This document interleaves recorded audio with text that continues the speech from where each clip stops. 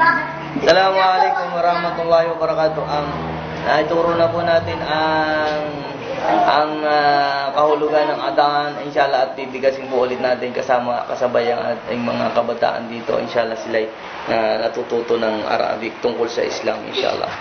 Okay, ano ay ibig sabihin ng adhan? Pagdalawang sa pagdarasal.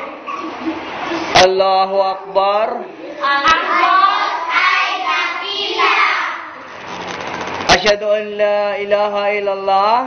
Ako ay saksi ang Diyos ay isa. Masyaallah.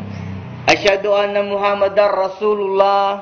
Ako ay saksi sa sunod ay sunod ng Diyos. Masyaallah.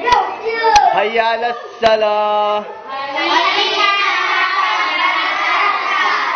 Hayya 'alal falah. Halina sa tagumpay.